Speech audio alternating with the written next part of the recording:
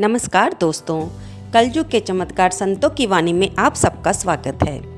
दोस्तों, आजकल इसी सितंबर के महीने में हम लोगों ने टीचर्स डे मनाया, हिंदी दिवस मनाया।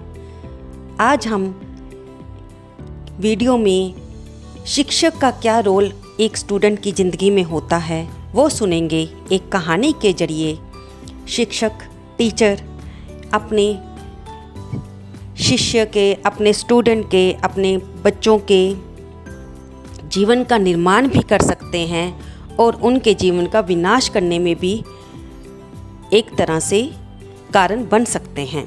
आज हम इसी कहानी के जरिए जानेंगे। एक बार की बात है, सौरभ नाम का एक लड़का जिसकी उम्र लगभग 26 साल के आसपास थी, एक अपने फ्रेंड की जन्मदिन की पार्टी में जाता है।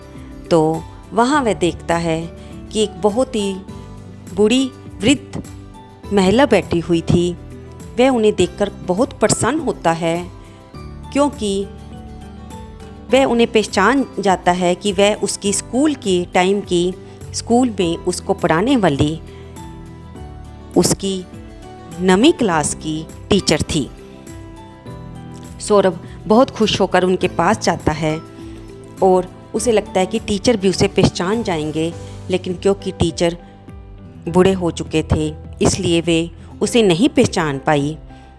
सौरभ ने आगे बढ़कर उनके पैर छुए और कहा, मैडम, मैं आपका स्टूडेंट सौरभ हूँ और आपने मुझे स्कूल में 9वीं क्लास में पढ़ाया था और आपको मैं कभी भी भूल नहीं पाया क्योंकि आपके शिक्षा ने मेरी सारी ज़िंदगी को बदल दिया। टीचर बहुत ही ध्यान से सौरभ के चेहरे की तरफ देखती है तो वह कहती है कि बेटे, मुझे कुछ भी याद नहीं आ रहा। इस बात को तो बहुत समय बीत चुका है। तब सौरभ कहता है, मैडम, वो घड़ी वाली बात। वृद्ध महिला फिर अपने दिमाग पर जैसे जोर डालती है, लेकिन सौरभ से कहती है कि बेटे, मुझे याद नहीं आ रहा, तुम कौन सी बात कर रहे हो। तो सौरभ उन्हें कहता है, मैडम, जब मैं 9वीं क्लास में आपसे पढ़ रहा था तो एक बार मेरा दोस्त एक बहुत ही सुंदर घड़ी, कलाई पर बांधने वाली घड़ी क्लास में लेकर आया और उसने सबको दिखाई। उस घड़ी को देखकर मेरा मन बदल गया और मेरे मन में आया कि मैं इस घड़ी को अपने पास रख लूं। मौका मिलने पर मैंने अपने उस दोस्त से वह घड़ी चुरा ली। जब मेरे दोस्त को पता चला कि घड़ी उसके पास नहीं है और उसने पहले इधर उधर ढूंढा, उसके बाद वह आपके पास आके बोला, क्योंकि आप हमारी क्लास इंचार्ज थी, तब उसने आपसे कहा कि मैडम, मेरी घड़ी गुम हो गई है, कृपया, शायद किसी ने चुरा ली है, कृपया मेरी मदद कीजिए और मेरी घड़ी जहाँ जिसने भी चुराई है उससे लेने में मेरी मदद कीजिए। तब आपने उसकी बात सुनकर क्लास के सभी बच्चों को कहा कि वे दीवार की तरफ, दूसरी तरफ मुंह करके खड़े हो जाएं और आपने कहा कि मैं आप सब बच्चों की तलाशी लूँगी, जिसके पास भी घड़ी होगी अपने आप मिल जाएगी।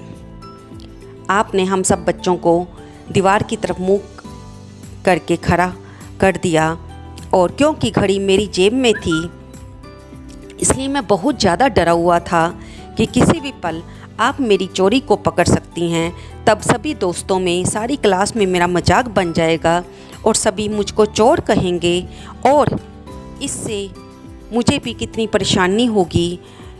घड़ी चुराते हुए मैंने इन बातों के बारे में नहीं सोचा था, लेकिन जब मुझे अपने पकड़े जाने का एहसास हुआ तो मेरा मन अलग अलग बातों से डरने लगा कि आप फिर मेरे माता पिता को कहोगी, उन्हें भी कितना महसूस होगा कि मैं तो अच्छे घर का लड़का हूँ। मैं इस घड़ी के लिए, नई घड़ी लेने के लिए अपने माता पिता से भी कह सकता था, लेकिन मैंने चोरी करके गलत काम किया था।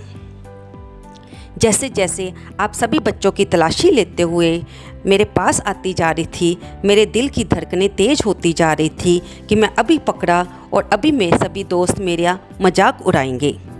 लेकिन आपने सभी बच्चों की जेबों को देखते हुए जब आप मेरे पास आई, मेरी जेब में से भी आपने घड़ी निकालकर चुपचाप आप आगे चली गई और फिर आपने हम सब बच्चों को सीधा खड़े होने के लिए कहा और मेरे जिस दोस्त की वो घड़ी थी आपने उसको ये घड़ी दे दी।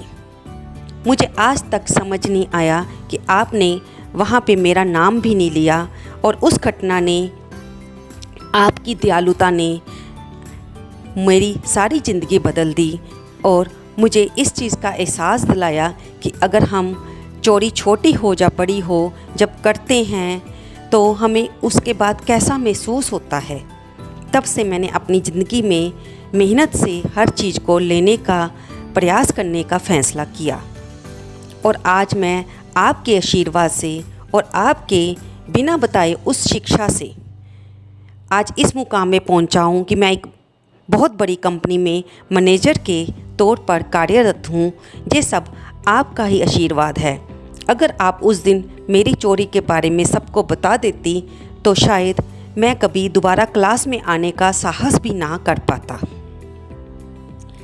तब उस टीचर ने कहा, हाँ सौरभ, मुझे सारी बात याद आ गई, लेकिन मुझे तो पता ही नहीं था कि वो घड़ी तुम्हारी जेब में से निकली है, क्योंकि जब मैं तुम सब बच्चों की जेबों को चेक कर रही थी तब मैंने भी अपनी आंखें बंद कर ली थी और मैं सभी बच्चों की जेब को तलाशते हुए आगे निकली और जब तुम्हारी जेब में से निकली तो मुझे नहीं पता था कि वो तुम थे।